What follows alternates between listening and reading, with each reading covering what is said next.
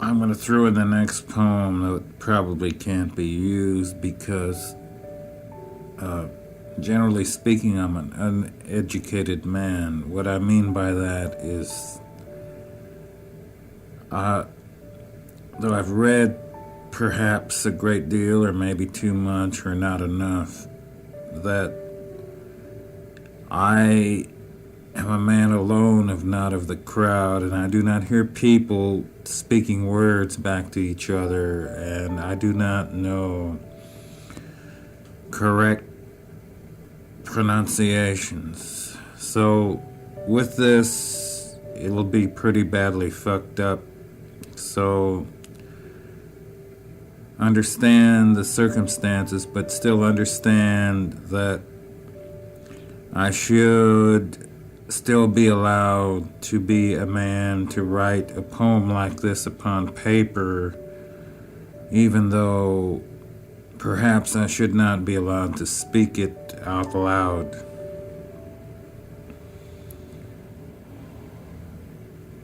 My ignorance is only technical. Let's hope. Or the beer-filled dream is dead forever.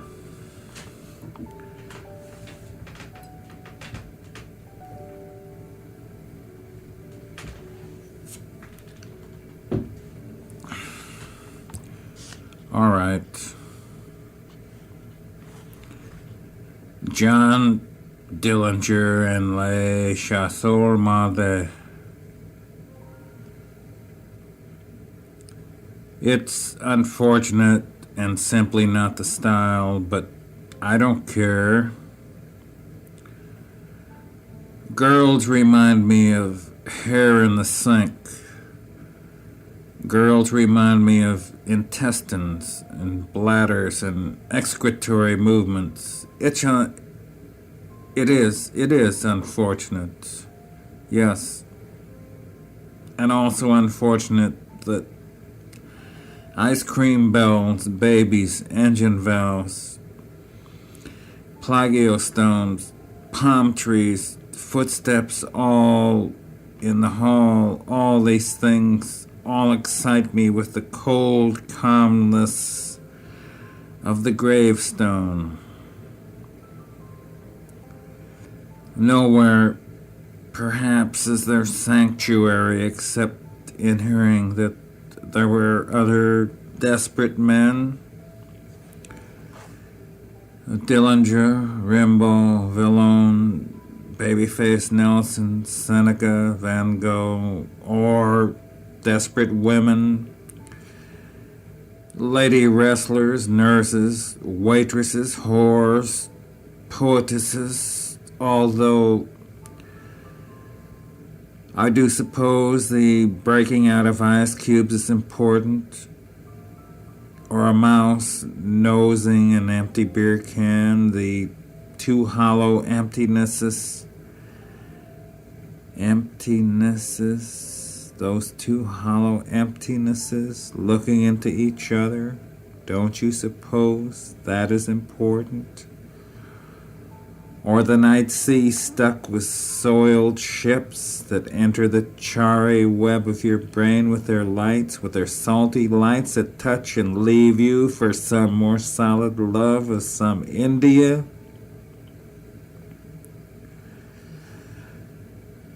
Or driving great distances without reason, sleep-drugged through open windows that tear and flap your shirt like a frightened bird, and always the stoplights, always red. Night fire and defeat. Scorpions, scraps, fardels. Ex-jobs, ex-wives, ex-faces, ex-lives. Beethoven in his grave as dead as a beet. Red wheelbarrows, yes, perhaps, or a letter from hell signed by the devil, or two good boys beating the guts out of each other in some cheap stadium full of screaming smoke.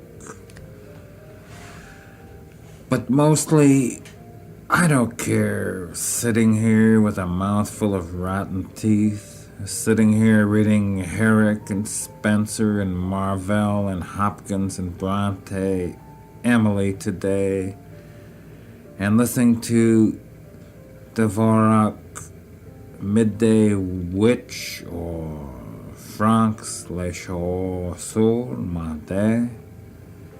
Actually, I don't care, and it's unfortunate. I've been getting letters from a young poet, very young it seems, telling me that someday I will most be surely recognized as one of the world's great poets. Poet. A malversation. Today I walked in the sun and streets of this city, seeing nothing, learning nothing, being nothing. And coming back to my room, I passed an old woman who smiled a horrible smile. She was already dead, and everywhere I remembered wires. Telephone wires, electric wires, wires for electric faces, trapped like goldfish in the glass and smiling.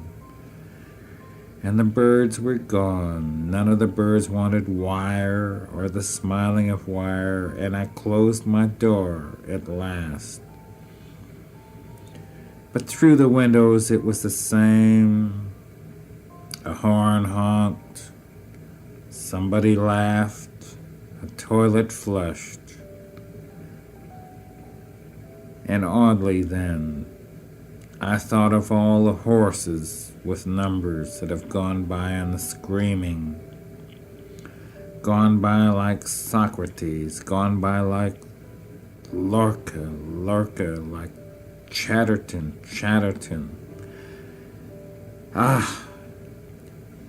I'd rather imagine our death will not matter too much, except as a matter of disposal, a problem like dumping the garbage. And although I saved the young poet's letters, I do not believe them. But like at the diseased palm trees in the end of the sun, I sometimes look.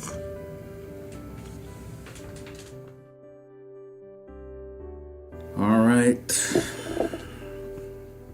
A literary romance. I met her somehow through correspondence or poetry or magazines, and she began sending me very sexy poems about rape and lust. And this being mixed in with a minor intellectualism, it confused me somewhat, and I got in my car and drove north through the mountains and valleys and freeways without sleep. Coming off a drunk, just divorced, jobless, aging, tired, wanting mostly to sleep for 5 or 10 years, I finally found a motel in a small sunny town by a dirt road. And I sat there smoking a cigarette, thinking, you must really be insane. And then I got out an hour late to meet my date. She was pretty damned old, almost as old as I. Not very sexy. And she gave me a very hard, raw apple, which I chewed upon with my remaining teeth. She was dying of some unnamed disease, something like asthma, and she said, I want to tell you a secret. And I said, I know. You are a virgin, 35 years old.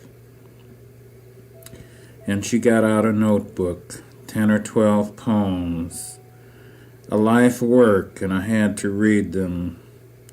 And I tried to be kind, but they were very bad. And I took her somewhere, the boxing matches, and she coughed in the smoke and kept looking around and around at all the people and then at the fighters, clenching her hands. "You never get excited, do you?" she asked. But I got pretty excited in the hills that night and met her 3 or 4 more times, helped her with some of her poems, and she rammed her tongue halfway down my throat. But when I left her, she was still a virgin and a very bad poetess. I think that when a woman has kept her legs closed for 35 years, it's too late, either for love or for poetry. The twins. He hinted at times that I was a bastard, and I told him to listen to Brahms. And I told him to learn to paint and drink and not be dominated by women and dollars. But he screamed at me, "For Christ's sake, remember your mother, remember your country, you'll kill us all."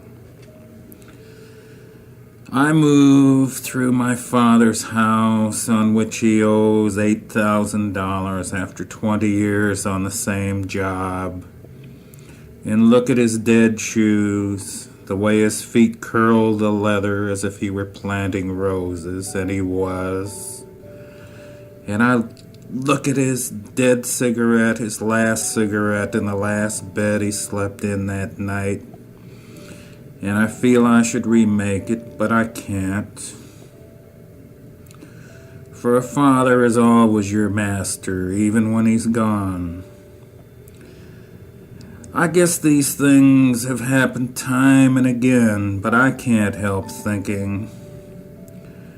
To die on a kitchen floor at 7 o'clock in the morning, while other people are frying eggs, is not so rough unless it happens to you.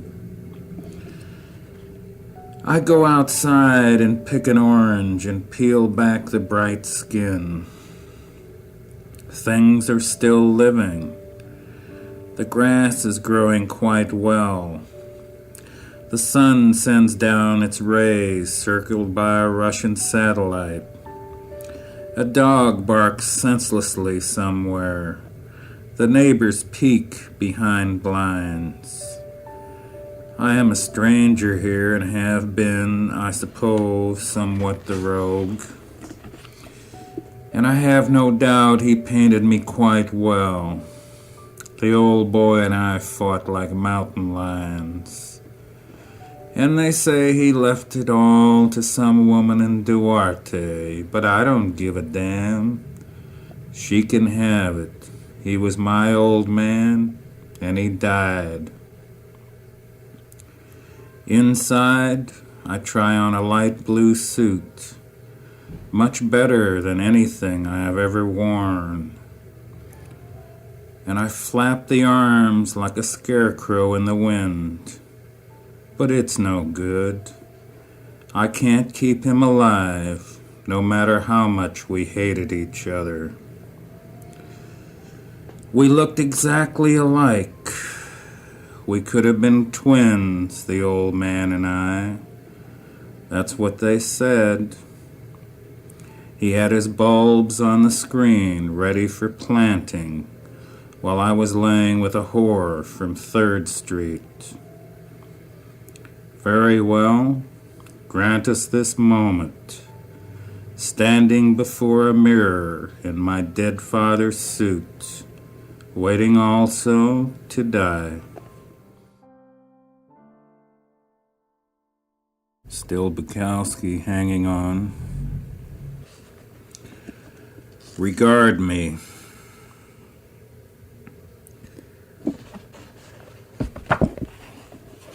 Regard me in the high level of terror. is the one who pulled down the shades when the president stopped to shave, enthralled by the way the Indian turned through darkness and water and sand. Regard me as the one who laughed when the cat caught fire in the radio shack and the owl blew his stinking stack, grabbing mice and bulls and ornaments. Regard me as the one who picked the meat from the bones and shot craps with God as the poison coronets floated the air. Regard me even as dead, more alive than many of the living, and regard me as I fumble with flat breasts. Regard me as nothing, so we may have peace and forget. Love is a piece of paper torn to bits. All the beer was poisoned and the captain went down and the mate and the cook, and we had nobody to grab sail, and the northwester ripped the sheets like toenails, and we pitched like crazy, the hull tearing its sides.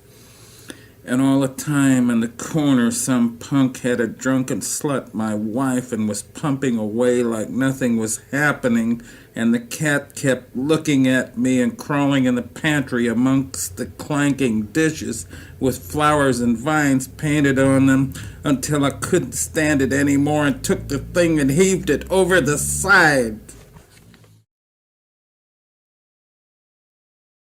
Song for sadists without a place to sit down.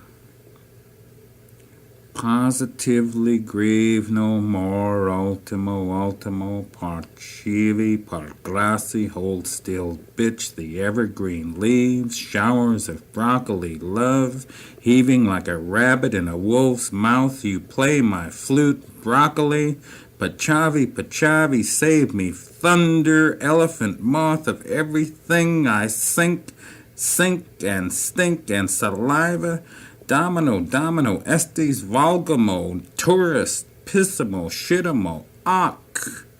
I deliver handshakes like bombs in the cellar of the Pope. The Pope is pious, I am not. I wear hobnailed boots up the sides of virgins drinking buttermilk. Please, Popolo, sesame, drag. The winter chances of nude victory divide the singers from the papal's singular swoop. If eels can climb mountains, men can be eels. If eels can fornicate, men can be eels. Lay sperm like dice in the center of my brain, see what comes out. Walt Whitman staring out the window at the sailors, or Hart Crane done in and robbed discussing the bridge with Osh. No, that is not me. Domino, Popolo, domino. In spring, the heather says swish. In summer, the heather says wish. In autumn, the heather says die. In winter time, she dies. Domino pop. I am still here. Yes, that's the one. Yeah, that's the way it should be read. Okay.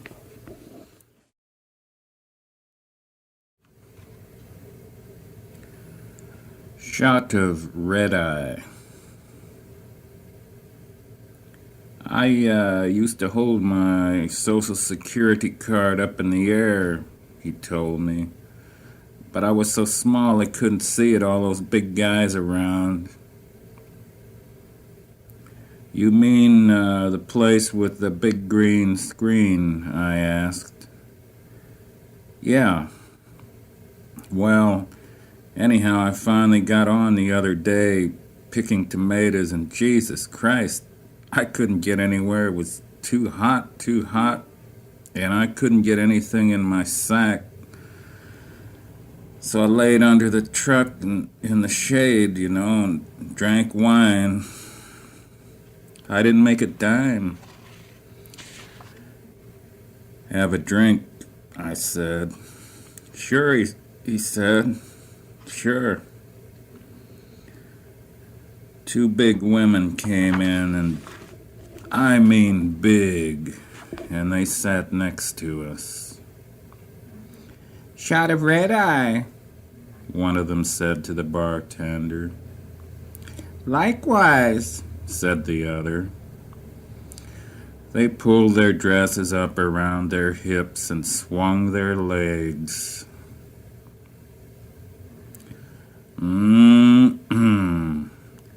"I think I'm going mad," I told my friend from the tomato fields.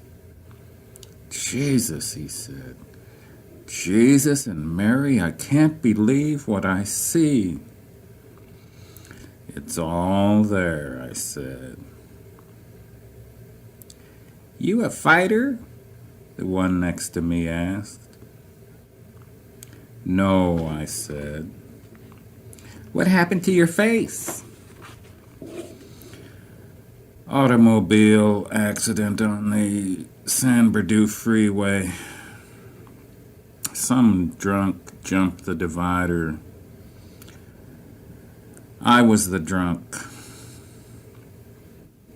"How old are you, Daddy?"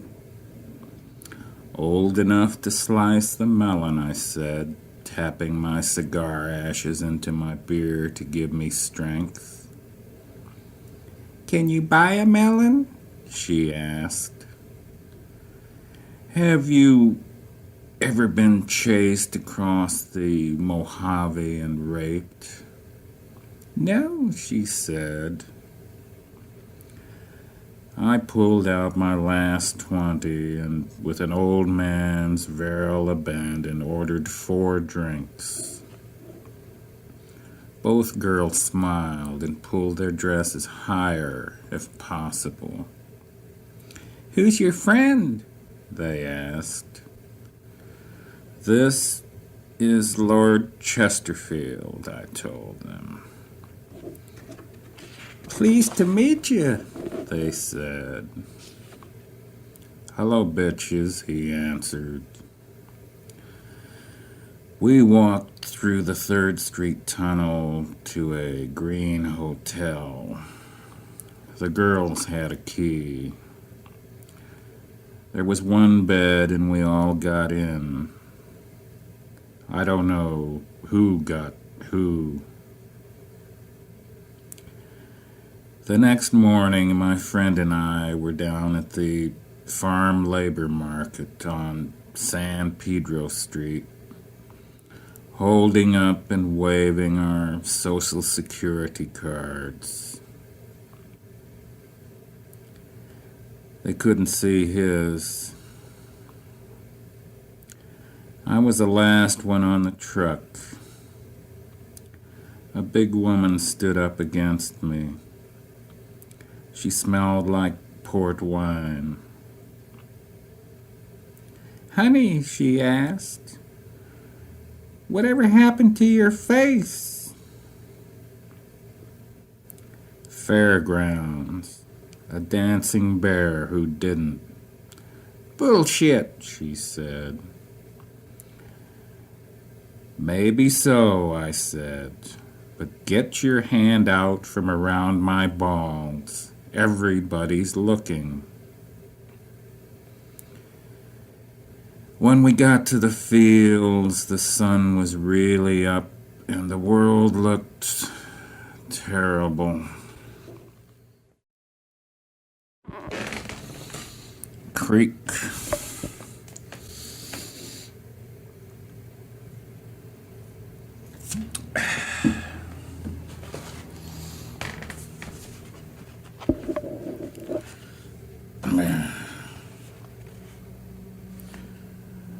Beer bottle. A very miraculous thing just happened. My beer bottle flipped over backwards and landed on its bottom on the floor. And I have set it upon the table to foam down. But the photos were not so lucky today. And there is a small slit along the leather of my left shoe. But it's all very simple. We cannot acquire too much. There are laws we know nothing of. All manners of nudges set us to burning or freezing. What sets the blackbird in the cat's mouth is not for us to say, or why some men are jailed like pet squirrels, while others nuzzle enormous breasts through endless nights. This is the task and the terror, and we are not taught why. Still, it's lucky the bottle landed straight side up. And although I have one of wine and one of whiskey, this, forsooth, somehow a good night. And perhaps tomorrow my nose will be longer. New shoes, less rain, more poems.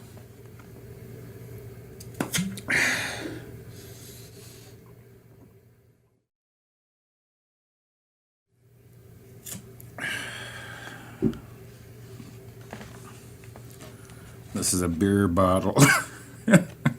This is a beer bottle reading some poetry. Jeez. Oh, God. Get hold of yourself, man. Uh-huh.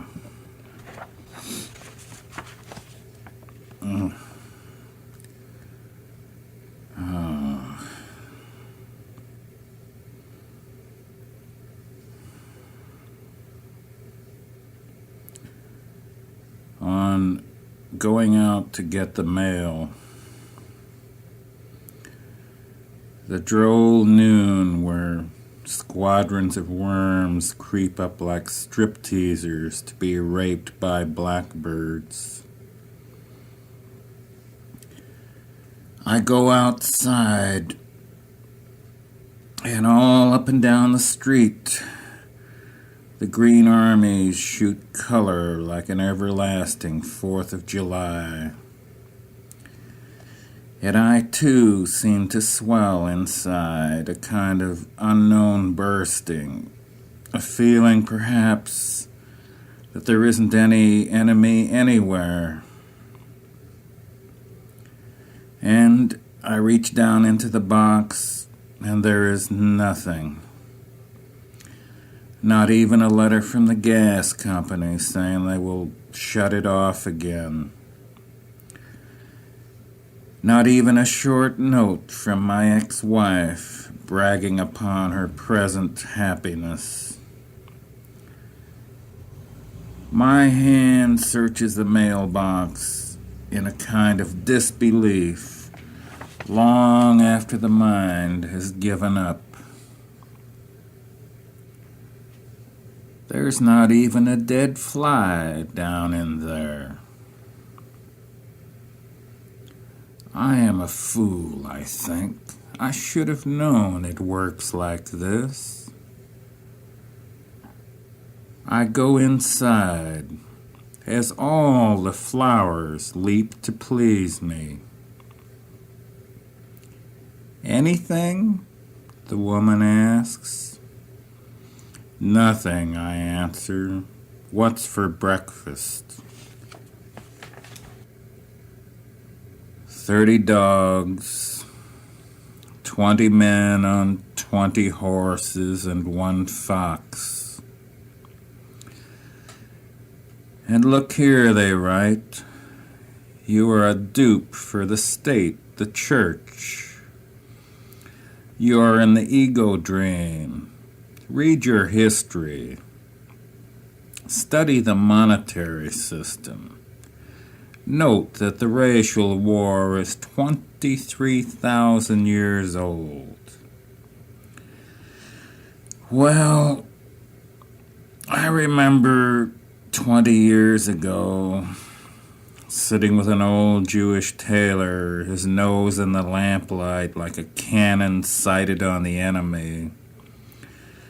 And there was an Italian pharmacist who lived in an expensive apartment in the best part of town. We plotted to overthrow a tottering dynasty.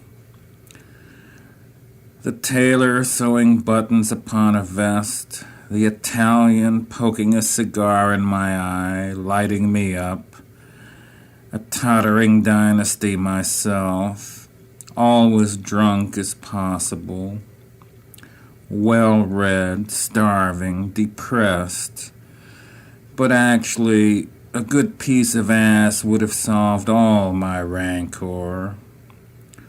But I didn't know this.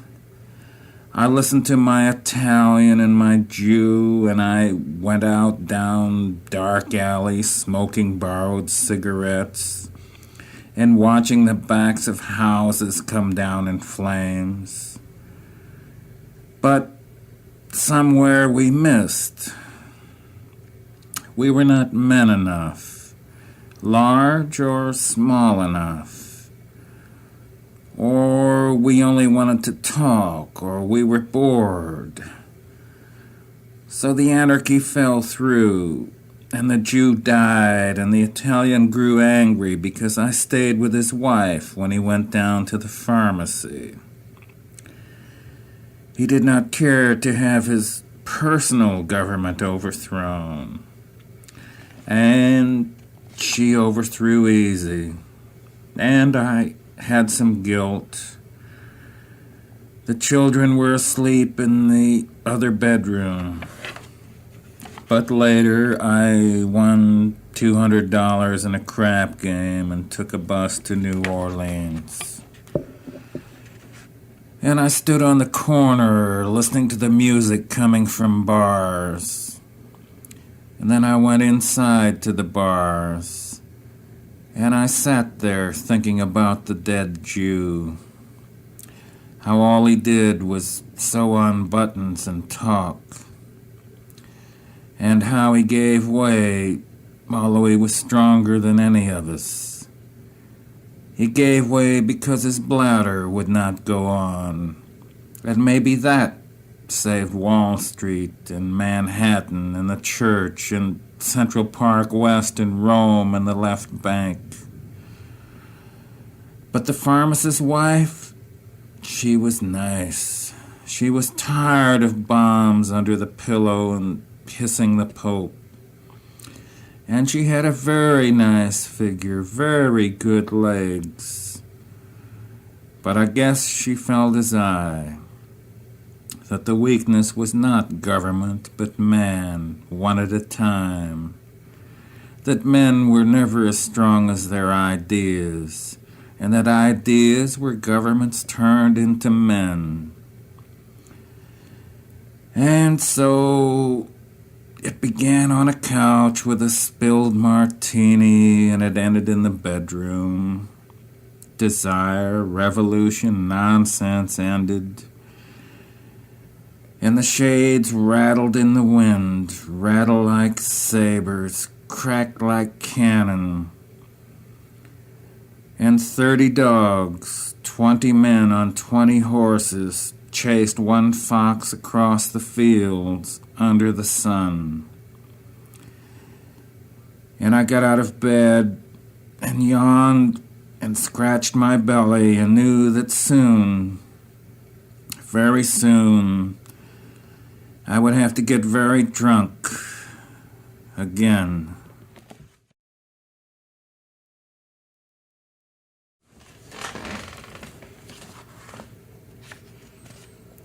Still Bukowski here, fiddling under lamplight.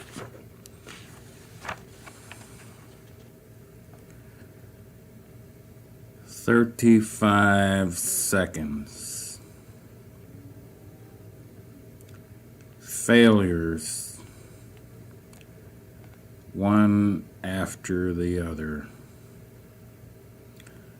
A whole duck pond full of failures. My right arm hurts way up into my shoulder. It's like at the track.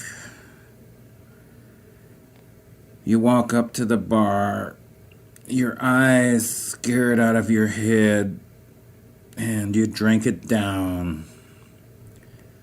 Bar, legs, asses, walls, ceiling, program, horse turds. And, you have only 35 seconds left to live. And all the red mouths want to kiss you. All the dresses want to lift and show you leg. It's like bugles and symphonies everywhere, like war, like war, like war. And the bartender leans across and says, I hear they're going to send in the 6 in the next race. And you say, fuck you. And he is a white dish towel in your grandmother's house, which is no longer there. And then he says something. And that's how I hurt my arm.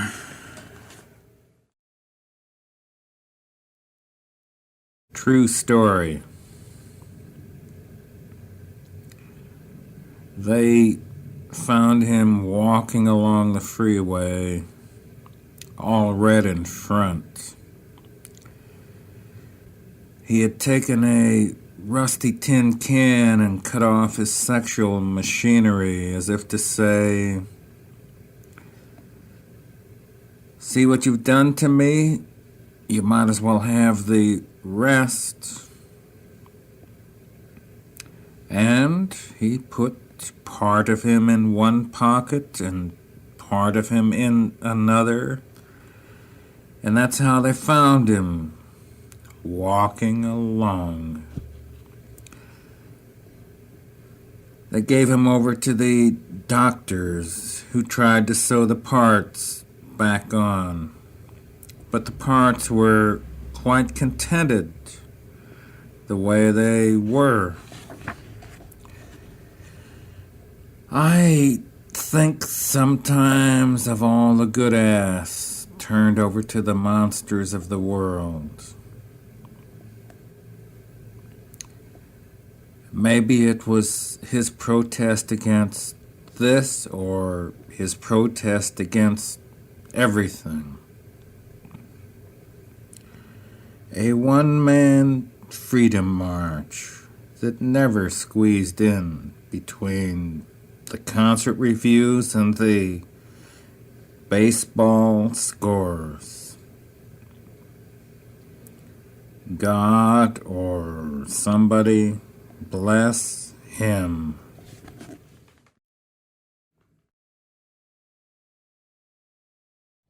One for Ging with Clue Top. I live among rats and roaches, but there is this high-rise apartment, a new one across from me, glimmering pool, lived in by very young people with new cars, mostly red or white cars. And I allow myself to look upon this scene as some type of miracle world, not because it is possibly so, but because it is easier to think this way. Why take more knives? So today I sat here and I saw one young man sitting in his red car, sucking his thumb and waiting as another young man, obviously his friend, talked to a young woman dressed in a kind of long, slim, short pants, yes.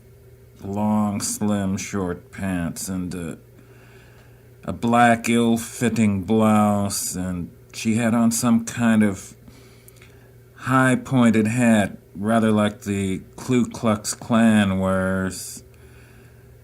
And and the other young man sat and sucked his thumb in the red car, and behind them through the glass door, the other young people sat and sat and sat and sat around the blue pool, and the young woman was angry.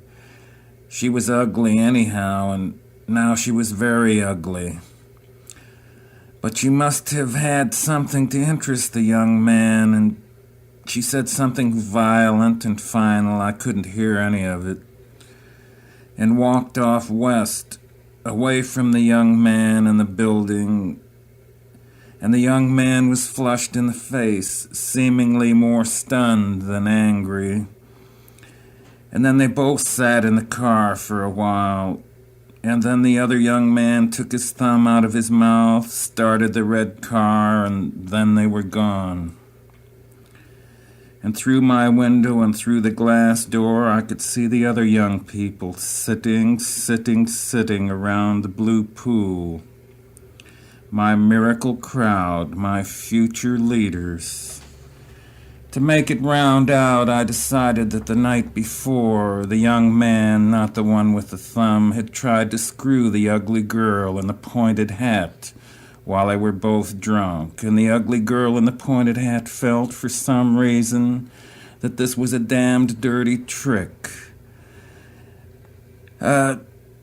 She acted bit parts in little theater, was said to have talent, had a fairly wealthy father, and her name was Ging or Gang or something odd like that, and that was mainly why the boys wanted to screw her, because her first name was Gig or Gang or Azupu, and the boys wanted to say, very much wanted to say, I balled with Ging last night.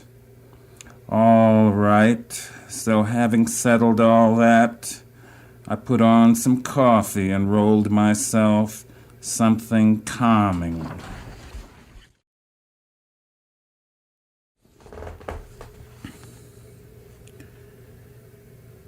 Ignis Fatuus.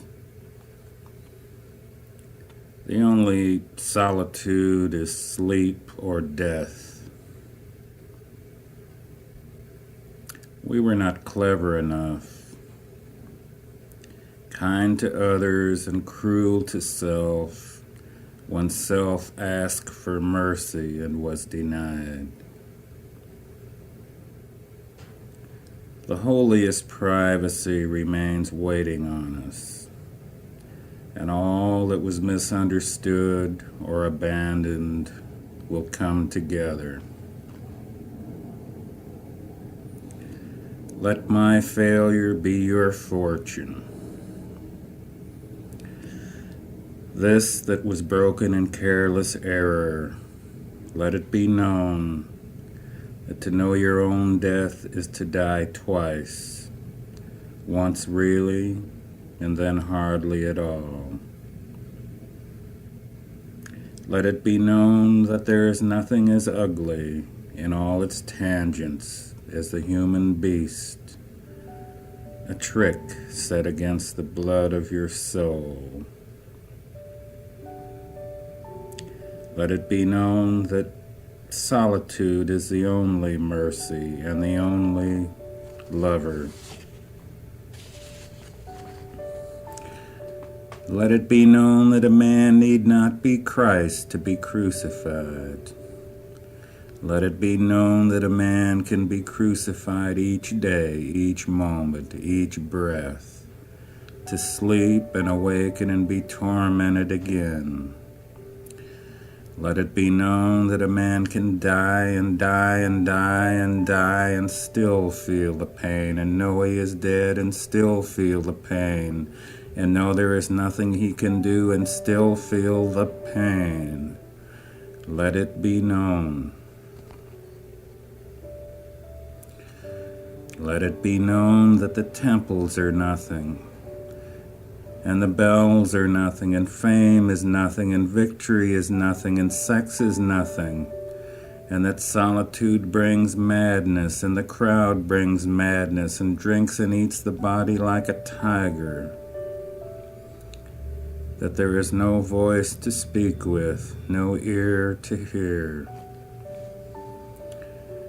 Let it be known there will be other men such as I, lifted for the lion's mouth, burned down by false loves, tricked by kindness, missiled by intellect, dizzied by poesy, sacrificed for profit, used as cheap labor. And these will be the kindest of happenings compared to what will enter the eye and ear and the brain and seep to the innards to begin their death work. I pity all such brothers of mine who will follow me in the centuries, unable to love because there is nothing to love, unable to kill because there is nothing alive, forever hanging and bleeding and dizzied by the beast human, the walls, the gardens, the sun, the flowers, the kisses, the flags, the seas, the animals, the food, the liquors, the paintings, the symphonies, all uselessness.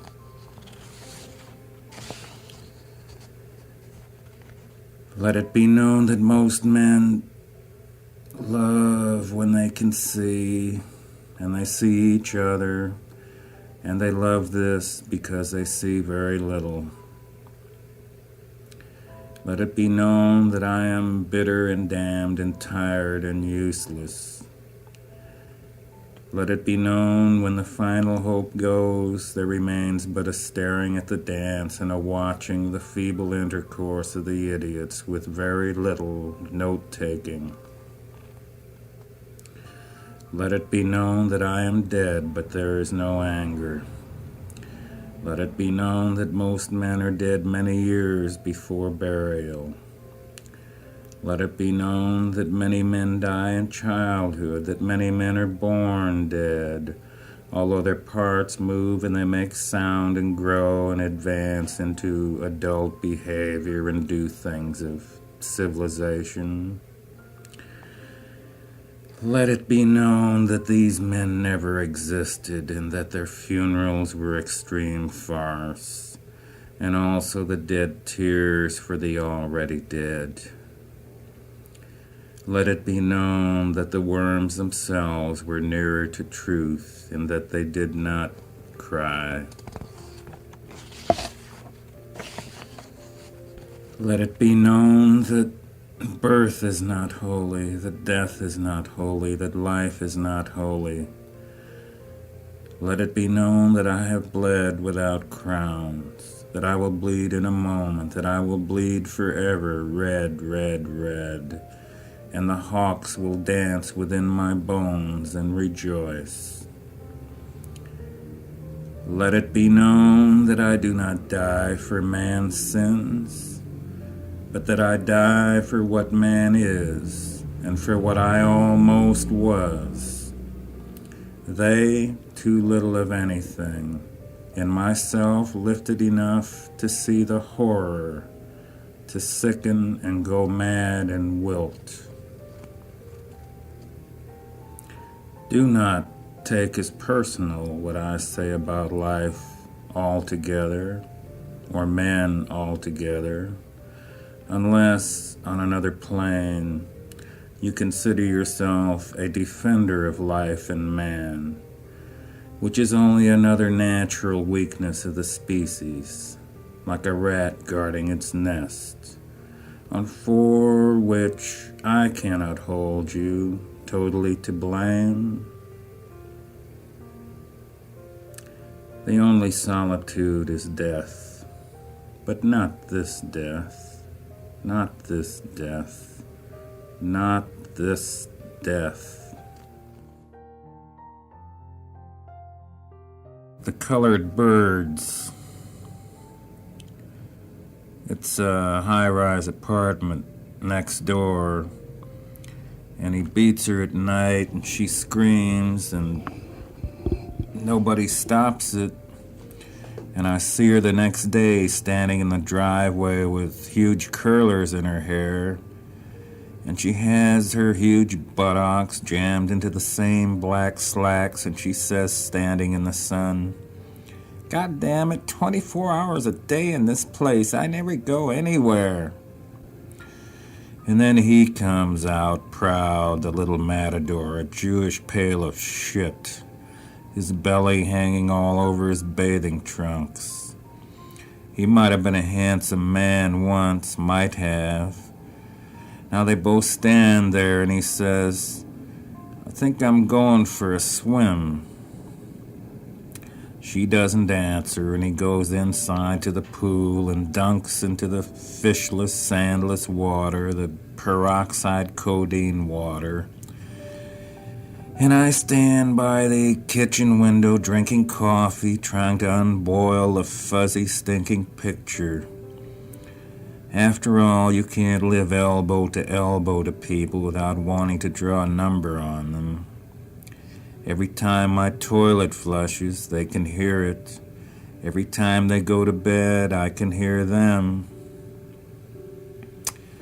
Well, soon she goes inside and then comes out with 2 large colored birds in a cage.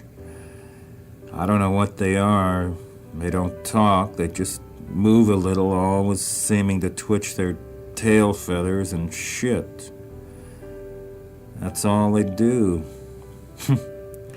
She stands there looking at them. He comes out, the little tuna, the little matador out of the pool, a dripping, unbeautiful white, the cloth of his wetsuit gripping clearly against his balls. "Get those birds in the house." "The birds are gonna die." "I said, get those birds in the house." "But the birds need sun." "You listen to me. I said, get those birds in the house." She bends and lifts them, her huge buttocks in the same black slacks, looking so sad. He slams the door. Then I hear it. She screams.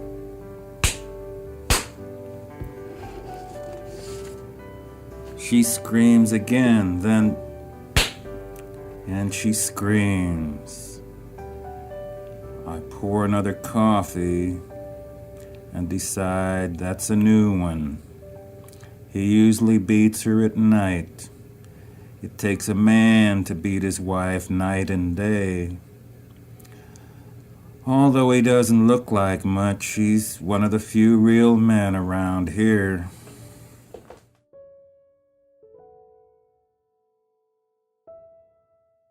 From the Department of English. 100 million Chinese bugs on the stairway to hell. Come drink with me, rub my back with me. This filth-pitched room, floor covered with yellow newspapers 3 weeks old, bottle caps, a red pencil, a rip of toilet paper, these odd bits of broken things. The flies worry me as ice cream ladies walk past my window. At night I try to sleep between mounds of stinking laundry. And ghosts come out to play dirty games, evil games, games of horror with my mind. In the morning, there's blood on the sheet from a broken sore upon my back. Putting on a shirt that rips across my back, rotten rag of a thing, and putting on pants with a rip in the crotch, I find in the mailbox, along with other threats. Dear Mr. Bukowski, would like to see some of your poems for possible inclusion in X Poetry Review. How's it going?